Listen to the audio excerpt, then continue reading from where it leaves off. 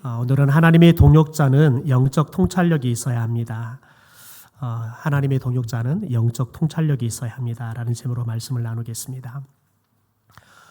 탈무드에 보면 이런 글이 있습니다. 세상에서 가장 지혜로운 사람은 배우는 사람이고 세상에서 가장 행복한 사람은 감사하며 사는 사람이다.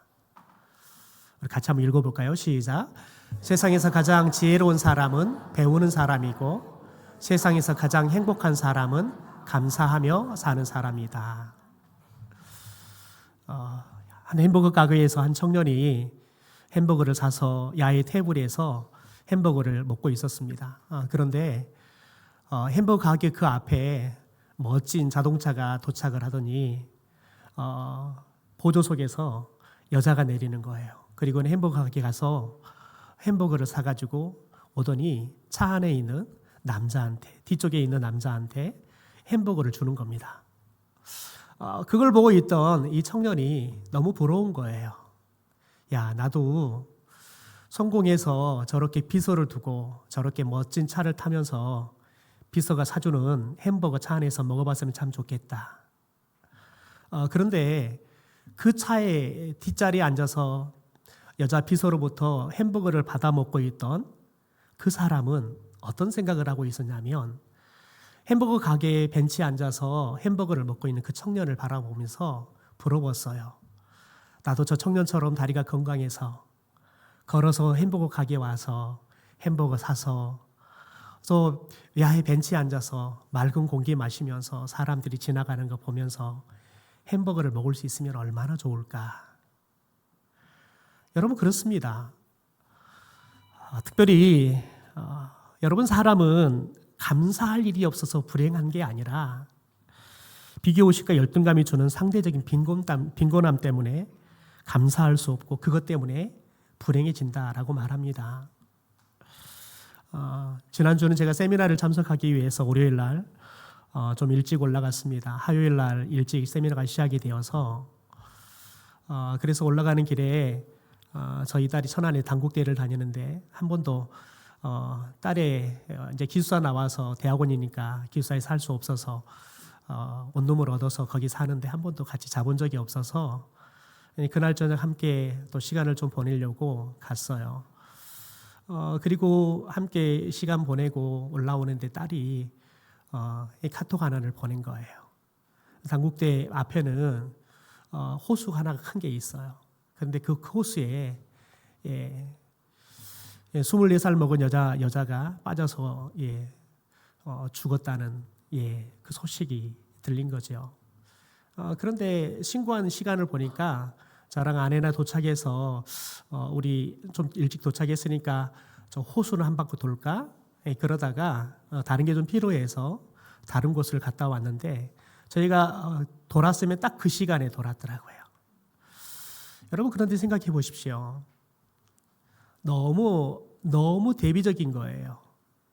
오직하면 24살 먹은 여자 청년이 물에다 몸을 던지는 자살을 하는 안타까운 선택을 했을까요? 여러분 그런데 호수 건너편에 그 대학에는 그 나이 또래의 수많은 청년들이 자신의 꿈을 이루고 보겠다고 정말 열심히 공부하고 있는 거예요. 너무 대비되는 거죠. 그리고 그 호수에는 많은 남녀 데이트하는 사람들이 데이트를 즐기는 또 호수이기도 합니다. 그러니까 많은 사람들이 꿈을 꾸고 꿈을 펼치는 그런 학문의 전당 앞에서 어떤 한 청년은 삶에 희망이 없어서 비관해서 자살해 죽는 안타까운 현실이 우리가 살아가고 있는 삶의 현장 아니겠습니까? 여러분 그런데 많은 사람들은 행복과 불행이 조건이라고 생각합니다. 그러나 행복과 불행은 조건이라기보다는 우리의 마음의 자세에 달렸다는 거예요. 여러분 불행하기 원하십니까? 그럼 다른 사람이 가진 것들을 늘 쳐다보십시오. 그러면 여러분 충분히 불행해질 겁니다. 그런데 여러분이 행복하기 원하십니까? 그럼 지금 여러분에게 있는 것에 감사하십시오. 그러면 늘 감사할 수 있고 늘 행복할 수 있을 줄 믿습니다. 여러분 사도 바울은 예수님을 만나기 전에 참 많은 것들을 가졌던 사람입니다. 태어나서 보니까 부모가 로마 시민권을 갖고 있는 특권층이에요. 이때 당시 로마 시민권을 갖고 있다는 것은 마치 여러분 무엇이든지 프리패스할 수 있는 특권을 갖고 특권층의 사람들이라는 거예요. 여러분 히브리인 중에 히브리인이고요. 바리새인 중에 바리새인이다. 다시 말해서 성경에 대해서는 정통한 믿음이 좋은 가문의 사람들이고 가문의 사람으로 자랐다는 거죠. 또 베냐민 집하고요. 학벌로는요. 그 당대의 최고의 학벌이었던 이 가말리엘 문화생으로 공부했습니다. 그리고 그때 당시에 가장 최고의 권력을 가졌다는 사내들인 공회 의원이었습니다.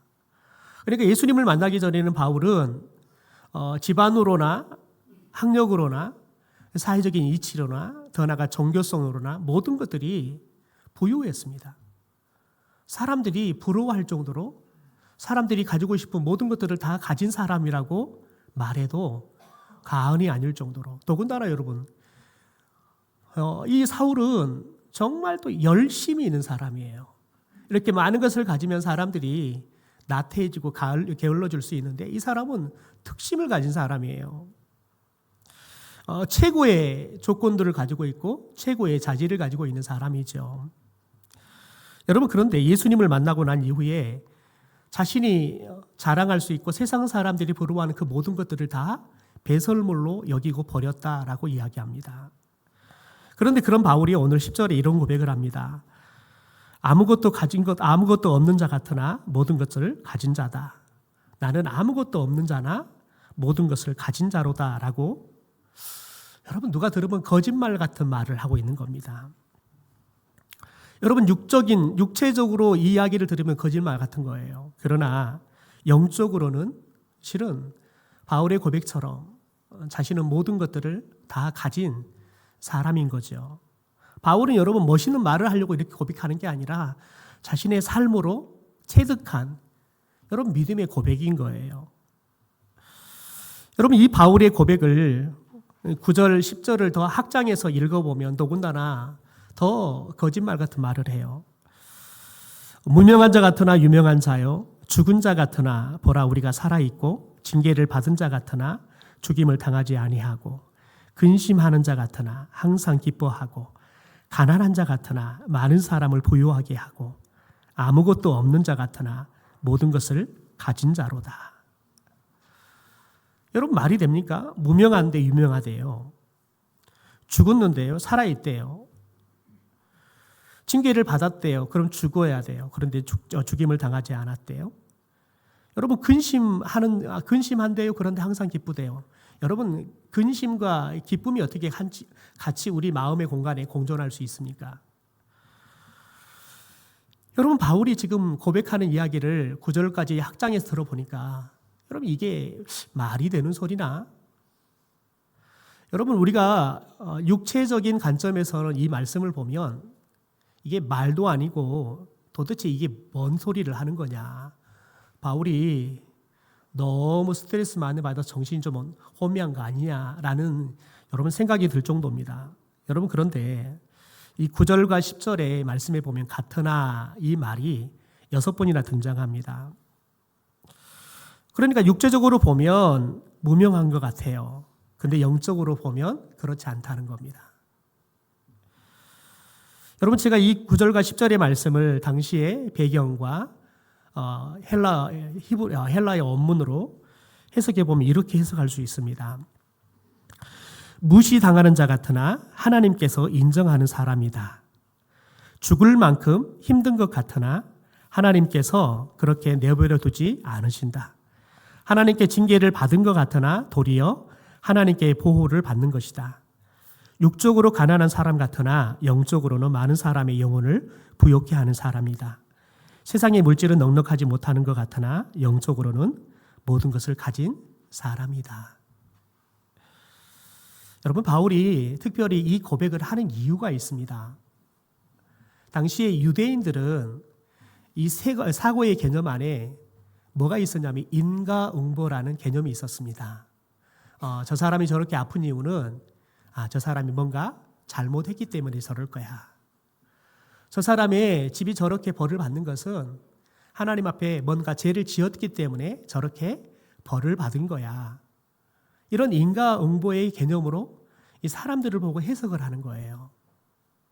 여러분, 이것은 우리나라 사람들도 비슷하지요. 그래서 마치 자식이 뭔가 잘못되면 부모는 내가 뭔가 잘못해서 아이가 잘못됐다고 생각하는 여러분 그런 생각들을 하는 것들을 우리는 종종 볼 수 있습니다. 그렇지 않음에도 불구하고요. 여러분, 바울을 보니까 하나님이 세운 사도라고 말하는데, 예수님의 사도라고 말하는데, 보세요.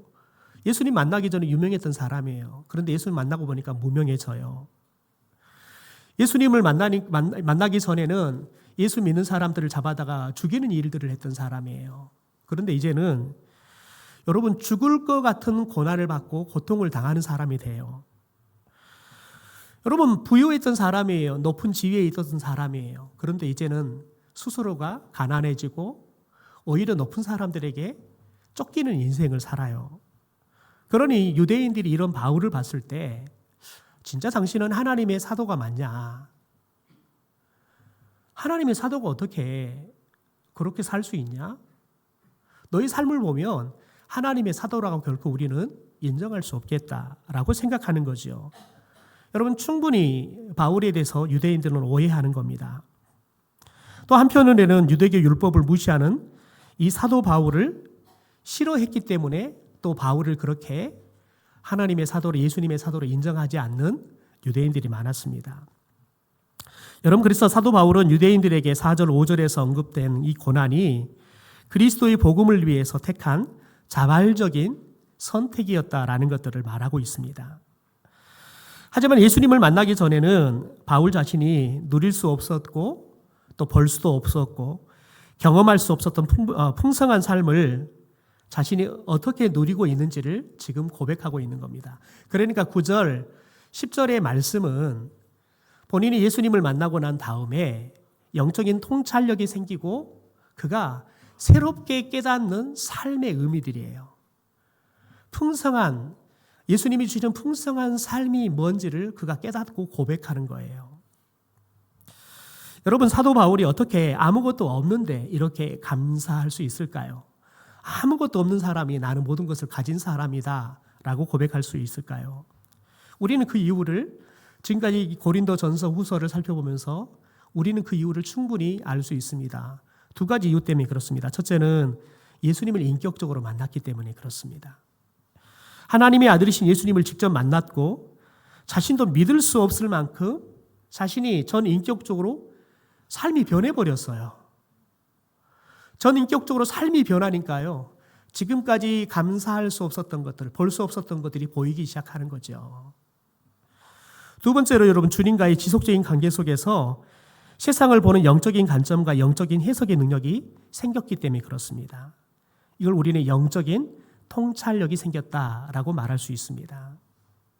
그래서 육적인 사람이었던 사울이 영적인 사람 바울로 변화된 거예요. 그래서 육적인 사람이었던 사울일 때는 보지 못했던 것들을 영적인 사람인 바울이 되니까 보이기 시작하는 거예요. 여러분, 그러니까 자신이 육적인 사람이올 때는 감사할 수 없었던 것들이 영적인 사람이 되고 영적인 통찰력이 생기니까 충분히 감사할 수 있는 거예요. 여러분, 제 친구들이 지금은 이제 아예 그런 말들을 하지 않는데 제가 신학교를 가고 전도사가 되어서 사역을 하니까요. 한 번씩 만나면 꼭 그렇게 이야기를 해요. 야, 뭔 재미로 사냐? 뭔 재미로 사냐는 거예요. 자기들은 술 먹으면서 술 먹는 재미라도 있는데 저는 술 먹는 재미도 못 누린다는 거예요. 자기들은 스트레스 받으면 담배를 피는 맛이라도 있는데 저는 담배도 피울 수 없잖아요. 자신들은 주일이 되면, 주말이 되면, 공휴일이 되면 가고 싶은데 얼마든지 갈 수 있잖아요. 그런데 그 한금 같은 시간이 되면 목회자는 더 교회에 매이거든요. 그러니까 도대체 뭔 재미로 사냐는 거예요.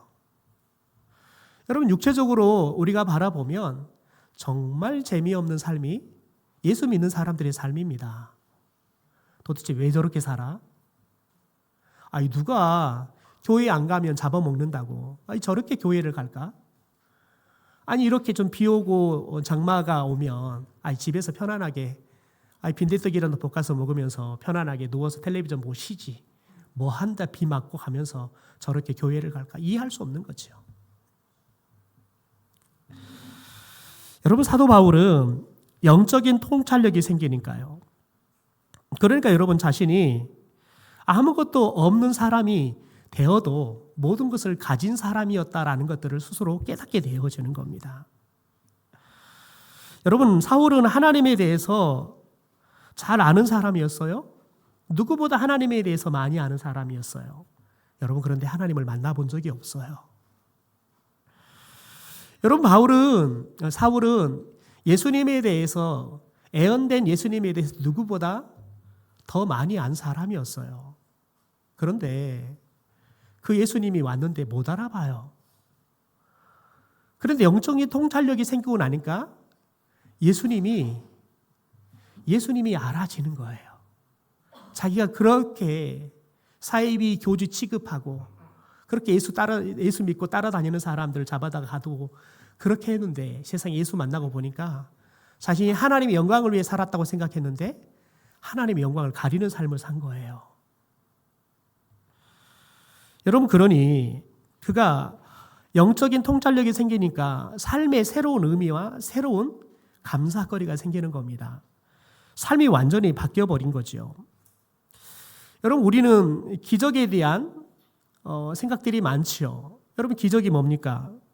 불가능할 것 같은 일들이 가능케 될 때 그걸 우리는 기적이다라고 이야기합니다. 예수님을 만나기 전에 바울에게 불가능했던 일들이 이제 가능해집니다. 율법주의자였던 사울에게 상상할 수 없었던 일들이 이제는 기적처럼 가능해지는 거죠.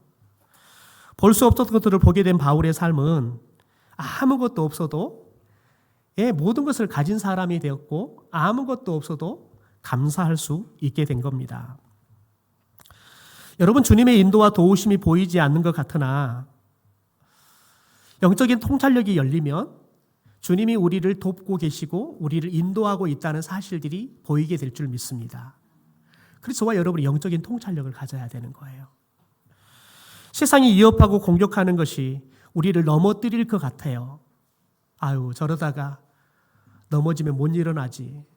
여러분, 그런데 영적인 통찰력이 생기면 하나님이 나를 안고 계시구나. 하나님이 나를 정말 영광로처럼 단련하고 계시구나.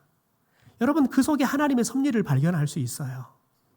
그래서 고통이 되고 때로는 아픔이 되지만 그러나 그 고통 속에 그 아픔 속에서 기대할 수 있고 소망할 수 있는 거예요.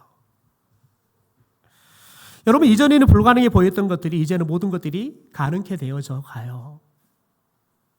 여러분, 그게 믿음의 능력이에요. 여러분, 우리가 예배당을 이제 지어갈 거예요. 여러분, 제가 태어나서 15억이라는 돈을 한 번도 생각해 본 적이 없어요. 제가 부목사로 사역하던 교회들이 최고는 500억짜리 예배당도 지었지만 여러분, 그건 어떻게 보면 저하고는 무관한 거예요. 부목사들은 건축 신경 안 써도 돼요. 열심히 성도들을 돌아보고 열심히 가르치고 하면 돼요. 담임 목사님과 장로님들이 알아서 할 일이지. 여러분, 그러니까 저는 500억이라는 말보다 15억이라는 게 훨씬 더 크게 느껴져요. 왜요? 이제는 내가 책임자가 되어서 예배당을 건축해 가야 되거든요. 여러분, 그런데 계산기 두드려 보면 답이 안 나와요. 15억, 여러분, 우리 성도들 재산 다 털어도 15억 안 나옵니다. 여러분, 그런데 할 수 있는 건 뭐냐면 예배당은 성도들이 짓는 게 아니라 하나님이 짓는 거예요. 여러분, 시간을 지내놓고 보십시오. 내년에 70주년이 되면 우리가 기도하고 있는 것은 70주년이 되면 예배당이 지어서 우리가 하나님 앞에 예배당에 들어가서 입당하는 겁니다. 제가 기도하는 것은 입당 정도가 아니라 예배당이 필요한 모든 건축에 필요한 비용들을 하나님이 다 주셔서 헌당하는 게 저희 기도의 제목입니다. 헌당을 넘어서서 돈이 남아서 좀 어려운 교회 아니면 선교사 교회 하나 지어줬으면 좋겠습니다. 여러분, 제가 그 미친 기도를 하고 있습니다. 왜요? 하나님의 마음은 늘 교회를 향해 있어요. 여러분, 우리가 하나님의 교회를 짓고 싶은 것보다 하나님이 하나님의 예배당을 지어서 우리가 더 좋은 환경 안에서 우리 다음 세대들이 교회에 오면 정말 마음껏 놀 수 있고 꿈도 꿀 수 있고 자신들이 어디에서 누릴 수도 없었던 기쁨들을 얻을 수 있는 그런 예배당들을 하나님이 세우기를 원하세요. 하나님이 더 절박하시다고요. 여러분, 그런데 하나님에게는 절박한 마음만 있는 게 아니라 예배당을 짓고도 남을 수 있는 돈도 갖고 계시는 분이세요. 여러분, 저와 여러분이 그걸 볼 수 있는 영적인 통찰력이 생기면 저희 교회는 예배당을 지어가면서 우리 안에 있는 성전이 커져갈 거예요. 그래서 예수님이 했던 일도 하고 예수님보다 더 큰 일들을 하는 믿음의 거장들이 될 줄 믿습니다. 여러분, 그런데 이런 일들이 감사하는 기적이 가능했던 게 뭐냐? 바울이 여러분 아무것도 없는데 감사할 수 있는 이런 기적들이 일어날 수 있었던 이유가 뭐냐? 여러분, 이것들을 가능하기 위해서는 잊지 말아야 할 부분이 있습니다. 바로 6절과 7절의 말씀입니다. 우리 같이 한번 읽어볼까요? 시작. 깨끗함과 지식과 오래 참음과 자비함과 성령의 감화와 거짓이 없는 사랑과 진리의 말씀과 하나님의 능력으로 의의 무기를 좌우에 가지고. 여러분, 7절에 보면 의의 무기라고 이야기를 해요. 이 의의 무기를 좌우에 가져라, 양쪽에 가져라. 여러분, 양쪽에 가져란 말이 뭐예요? 영적인 정전에서 승리해서 싸워서 승리하라, 이 말이죠. 여러분, 앞에서 말씀했듯이 영적인 통찰력을 가진 영적인 그리스도인으로 변화되어야 그 무기를 사용하는 사람이 영적인 사람이고 또 9절과 10절을 믿음으로 고백할 수 있게 되어지는 겁니다. 여러분, 보십시오. 육적인 삶으로는 절대 볼 수 없고 결코 여러분, 우리는 오늘 바울이 고백하는 것을 여러분 고백하는 삶을 살 수가 없습니다. 그런데 여기서 말하는 의의 무기는 세상적으로 봤을 때는 무기가 될 수가 없어요. 여러분, 깨끗함, 지식, 오래 참는 게 무슨 싸움의 무기가 됩니까? 여러분, 그런데 하나님께서는 사단의 세력과 싸우는 데서 이것들을 사용하고 계신다는 거예요. 이게 영적인 무기가 된다는 거예요. 그래서 오늘 말씀에서는 의의 무기다라고 이야기하는 거예요. 여러분, 하나님의 나라에서 쓰는 무기들은 세상 사람들이 보기에 저게 무기나라고 생각하지만 여러분, 그게 실제 무기예요. 이런 말이 있더라고요. 핵폭탄을 막을 수 있는 유일한 무기는 평화이다. 핵폭탄을 막을 수 있는 유일한 무기는 평화래요. 여러분, 그런데 지금 이스라엘은 이란을 공격하는 이유가 뭡니까? 그들이 내세운 이유 중에 하나가 이란이 핵폭탄을 가지면 안 된다는 거예요. 그래서 핵시설이 있는 것들을 갖다가 막 공격하잖아요. 자국 국민들이 엄청난 피해를 입지만 그럼에도 멈추지 않고 계속해서 전쟁들을 해가잖아요. 와, 왜 저러지? 왜 저렇게 제정신이 아니면 저렇게 할 수 없을 것 같은데. 근데 그들이 내세우는 이유 중에 하나가 이란이 핵폭탄을 가지면 자기들이 굉장히 위태롭다는 거예요. 그래서 핵폭탄을 가지 못하도록 지금 핵을 이제 만들기만 하면 되는데 그걸 못 만들게 하기 위해서 그렇다는 거예요. 여러분, 그런데 핵폭탄을 막겠다고 전쟁을 하니까 어떻게 돼요? 이란이 오히려 핵폭탄을 만들겠다고 선언을 해버리잖아요. 여러분, 핵폭탄을 막을 수 있는 유일한 무기는 평화예요. 그래서 평화만이 핵폭탄을 막을 수 있어요. 영적인 통찰력으로 살지 않는 사람은 이해할 수 없는 말이죠. 그러나 여러분, 우리가 조금만 지혜로워도 이 말이 맞다라는 것들을 알아요. 바울이 세상을 향해 사용했고 영적인 삶에 눈을 뜨게 한 이 의의 무게에 대해서 우리 간략하게 한번 생각해 볼까요? 첫째, 깨끗함입니다. 도덕적으로 생활이 흠이 없는 삶이 세상을 이길 수 있는 의의 무기다라고 이야기해요. 여러분, 그리스도인들이 도덕적으로 더 깨끗하게 살아야 되는 거예요. 질서도 더 잘 지켜야 되고요. 세금도 더 잘 내야 되고요. 흠이 되지 않아야 돼요. 왜 교회가 지탄의 대상이 됩니까? 왜 기독교인을 기독교인이라고 이야기합니까? 세상 사람과 다른 게 없기 때문에 그렇습니다. 우리가 세상 사람들보다 더 죄를 많이 지어서 그렇게 불리는 게 아니라 세상 사람들이 생각하기에 기독교인은 우리와 다를 거라고 생각하는 거예요. 여러분이 생각하기에 목사는 성도들과는 다를 거라고 생각하는 거지요. 여러분, 그러니까 성도들은 세상 사람들보다는 더 높은 윤리의식을 갖고 살아야 돼요. 어떻게 하면 세금을 덜 낼까 고민하는 사람들이 아니라 어떻게 하면 세금을 더 내서 내가 우리나라가 내 덕으로 좀 살게 해볼까. 여러분, 이런 마음을 보면 얼마나 좋겠어요.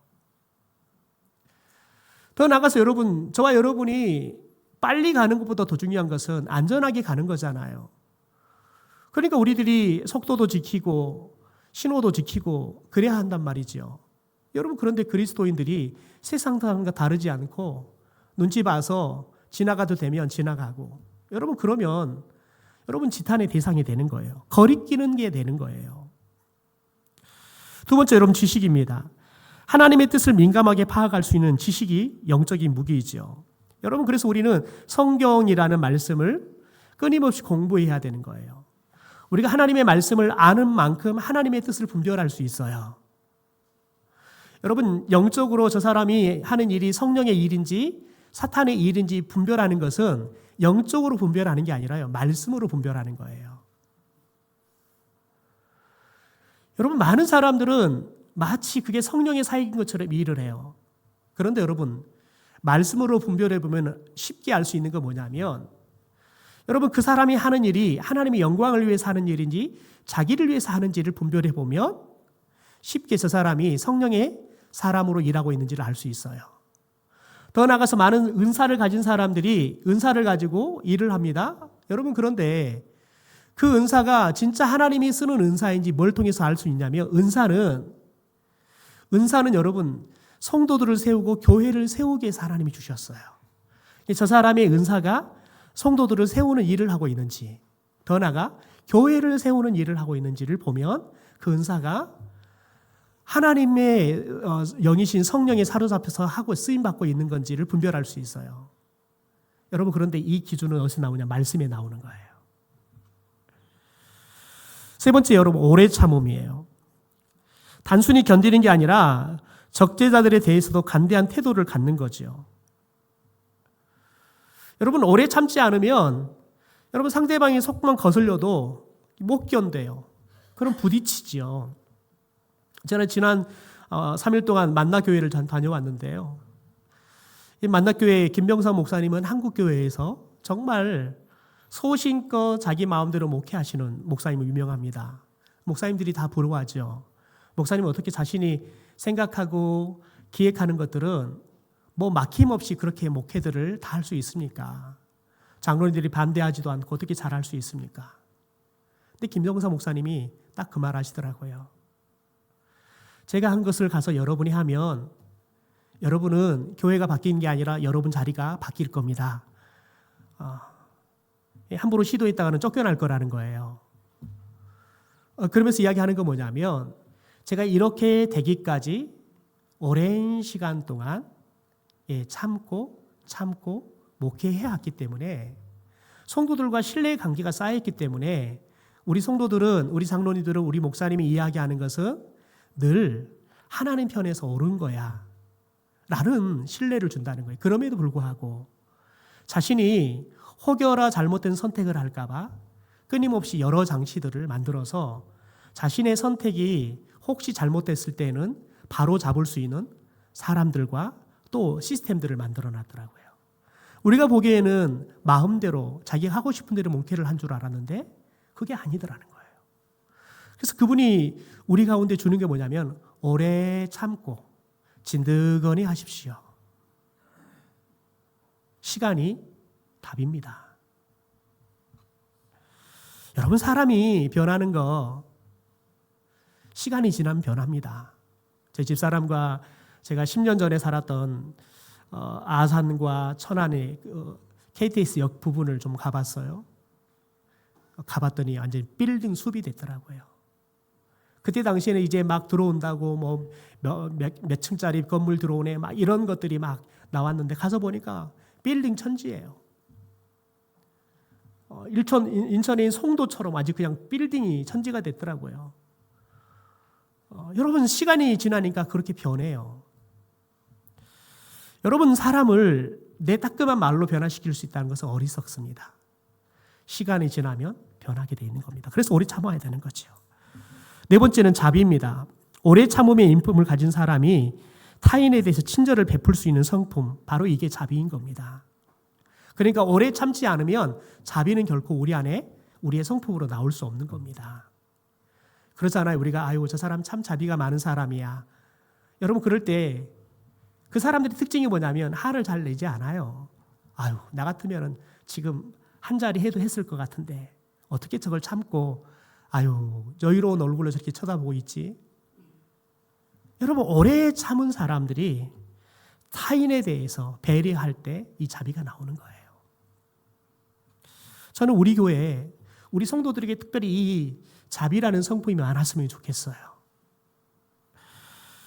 여러분 다섯 번째는 성령 감화입니다. 자신의 육적인 능력을 의지하거나 인간적인 성격을 사용하지 않고 오직 성령의 은사와 성령의 능력을 의지하는 거지요. 그게 바로 의의 무기라는 거예요. 그러니까 하나님의 일을 할 때 저와 여러분이 성령의 감화를 통해서 성령의 여러분 능력이 없고 성령을 의지하지 않으면 우리가 하나님의 일을 하는 것 같지만 인간의 일을 하고 있는 거예요. 여섯 번째 여러분 거짓 없는 사랑입니다. 여러분 진실한 사랑이지요. 사람을 차별하지 않고 사랑하는 것, 조건 따지지 않고 사랑하는 것, 대가를 바라지 않고 사랑하는 것. 그래서 야고보서 2장 1절에 야고보 사도는 이렇게 말합니다. 같이 한번 읽어볼까요? 시작. 나의 형제 여러분, 여러분은 우리 주님이신 영광의 예수 그리스도를 믿고 있으니 사람들을 차별해서 대우하지 마십시오. 여러분 사람들을 차별해서 대우하지 말라. 사람을 차별해서 사랑하지 말라는 거예요. 여러분 그게 거짓 없는 사랑이에요. 앞에서는 내가 마치 사랑하는 것처럼 이야기하려고 뒤돌아서면 여러분 비난하면 그건 여러분 거짓이 있는 사랑이지요. 여러분 이게 의의 무기라는 거예요. 여러분 이게 있을 때 이 의의 무기를 붙잡고 있을 때 저와 여러분이 영적으로 승리하는 삶을 살 수 있는 거예요. 여러분 이 의의 무기를 붙잡고 있잖아요. 그러면 영적인 통찰력들이 우리 안에 생기는 거예요. 여러분 마지막 7절에 보면 진리의 말씀 하나님의 능력이 나와요. 여러분 그런데 이 6가지 앞에 봤던 의의 무기를 갖기 위해 기본적으로 갖고 있어야 될 거예요. 진리의 말씀과 여러분 하나님의 능력, 성령의 능력이 우리 안에 있어야지만 여러분 이 무기들이 우리 안에서 무기로서 사용되어질 수 있는 거예요. 하나님을 위해서 사용할 수 있는 거죠. 여러분 그러나 먼저 우리가 생각해야 할 건 뭐냐면 우리가 의의 무기를 붙잡고 영적 전쟁에서 우리들이 승리하려고 하면 언제나 가장 먼저 맞닥뜨리는 거 뭐냐면 사탄의 공격이라는 거예요. 그런데 여러분 이 사탄의 공격을 이길 수 있는 방법은 세상적이고 육체적인 방법으로 대적하는 것이 아니라 예수님처럼 6절 7절처럼 영적이고 거룩한 삶, 진실하고 거짓이 없는 사랑으로 여러분 의의 무기를 삼고 살아갈 때 세상을 이길 수 있는 거예요. 성도 여러분 육체적인 삶 그리고 육체적인 가치관을 버리고 영적인 관점과 영적인 삶을 살아가는 영적인 통찰력을 가진 진정한 그리스도인이 되기를 주님의 이름으로 축원합니다. 여러분 보십시오. 특별히 여러분 오늘 사도 바울이 6절 7절에 의의 무기를 사용하는 사람으로 하나님의 이름이 해방을 받거나 거리낌이 되지 않도록 도덕적이고 종교적으로 흠이 없는 삶을 살기 위해 얼마나 노력했는가 오늘 3절 4절에 이렇게 고백합니다. 제가 세 번역으로 읽어드리겠습니다. 아무도 우리가 섬기는 이 일에 흠을 잡지 못하게 하려고 우리는 무슨 일에서나 아무에게도 거리낌 거리를 주지 않습니다. 우리는 무슨 일에서나 하나님의 일꾼답게 처신합니다. 우리는 끝까지 참았습니다. 이유가 뭐예요? 하나님의 일을 하는 사람이니까요. 하나님과 함께 하나님의 일을 하는 사람이기 때문에 다시 말 하나님의 동역자이기 때문에 때로는 참을 수가 없어요. 때로는 막 화를 내고 싶어요. 때로는 막 때리고 싶어요. 근데 참았다는 거예요. 여러분, 그러니까 혹시 내가 흠이 되어서 거리낌이 되어서 하나님의 영광을 가리고 복음이 전해지는데 내가 방해가 될까 봐 참고 했다는 거지요. 하나의 간증말을 하고 오늘 말씀을 마치려고 합니다. 제가 살겠다는 권사님께서 시집을 가서 보니까 예수 믿는 사람이 아무도 없더래요. 다 불교를 믿는 사람들 뿐이 없더래요. 시어머니가 그러더라는 거예요. 애야, 너가 시집 오기 전엔 교회를 다녔을지 모르는데 우리 집안에서는 교회 못 다닌다.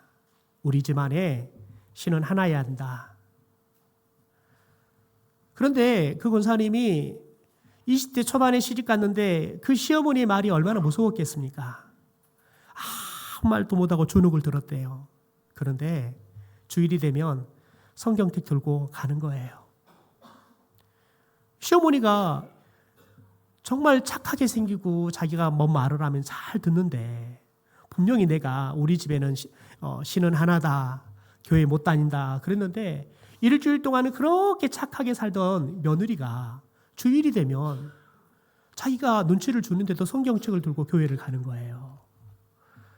그래서 처음에는 얘가 내 말을 좀 잘 못 알아먹었나 보다. 그래서 교회를 다녀오길래 앉혀놓고 아주 힘주어 이야기했대요. 다음 주부터는 교회 가면 안 된다. 너 때문에 우리 집이 우환이 낄 수 있으니까. 사람 잘못 들어와서 집안 망했다는 소리 듣지 말아라. 그러면서 따끔하게 이야기했대요. 그런데 권사님이 아무 말도 못하고 그냥 고개만 푹 쉬고 있었대요. 그리고는 일주일 동안 그분이 할 수 있는 최선을 다하는 거예요. 시어머니 말을 뭐든지 다 들어주고요. 여러분, 그런데 그 세월을 35년을 살았대요. 그렇게 사니까요, 시어머니 돌아가셔버리고 시아버지 돌아가셔버리고 그런데도 불구하고 집안에 있는 어른들은 자기가 당연히 그렇게 살아야 되는 줄을 알더래요. 여러분, 그래서 자신은 자신의 아들, 자기 남편이 큰아들이어서 시어머니, 시아버지 죽어버리니까 제사 안 모시고 싶은데 당연히 집안 어른들은 큰며느리니까 네가 제사 모셔야지. 당연하게 생각하더라고요. 제사 날 되면 다 모이고요. 그래서 제사 음식도 만들고 하는 거예요. 여러분, 그런데 권사님이 그래요. 목사님, 저는 사람이 모질지 못하고 마음이 약해가지고요. 말을 못하겠어요. 제사 못 드립니다. 말도 못하고 그래서 지금까지 살아왔대요. 여러분, 그런데 그분이 그 다음에 신방을 갔는데 그렇게 고백하는 거예요. 목사님, 저희 집에 저희 작은아버지 집에 큰 조카가 장가를 갔는데 목사 딸이 시집을 왔더래요.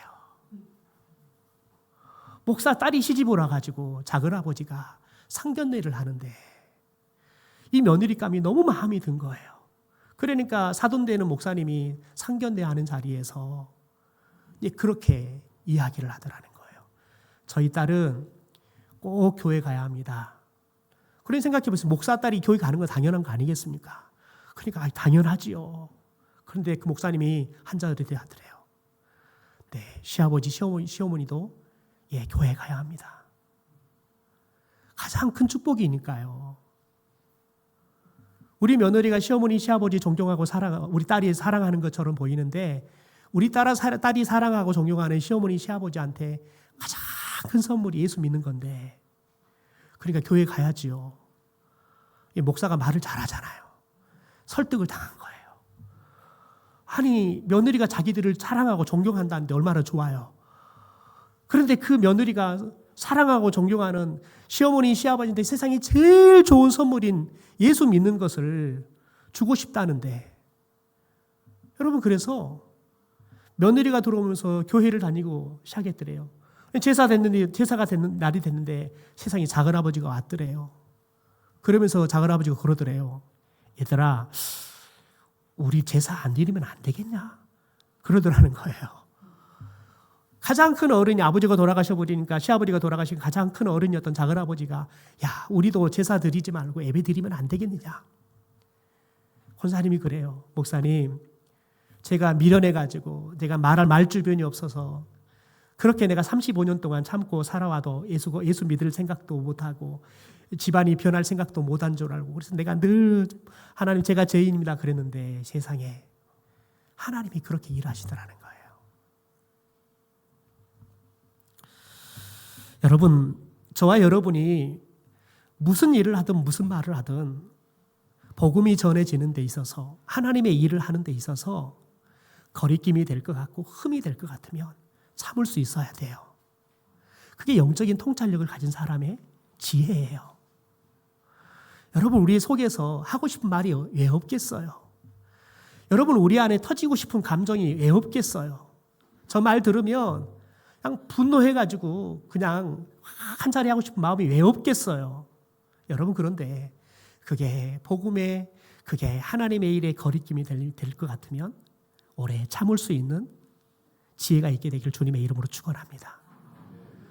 그러므로 여러분, 저와 여러분이 하나님의 동역자로 하나님이 우리를 부르셨는데 야, 내가 너 부르기를 잘했다.